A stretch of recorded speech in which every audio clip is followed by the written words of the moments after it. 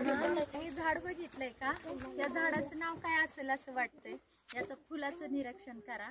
कसं दिसते हे फुल तुम्हाला? कशासारखं दिसते? तुमच्या रोज पाहण्यात पण असेल ती वस्तू. कशासारखं वाटते? हा? जास्वंद. नाही, या फुलाचा आकार कशासारखा आहे? बरोबर. घंटेसारखा आकार आहे. या झाडाचे नाव सोनघंटा आहे.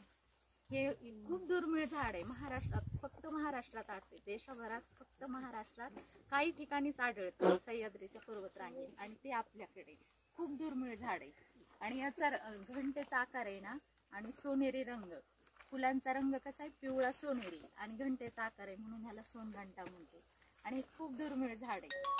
आणि ते पण मदान, ते पण खूप दुर्मिळ झाड आहे.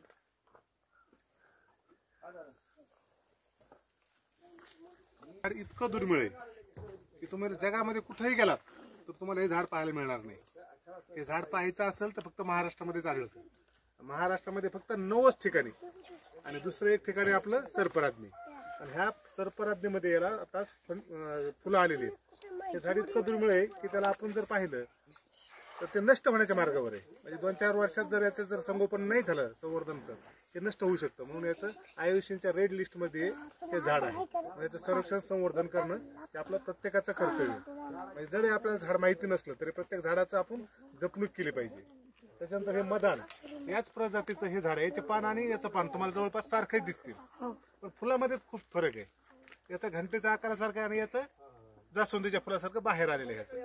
हे सुद्धा दुर्मिळ झाड आहे. दोन्ही एकाच कुलातले.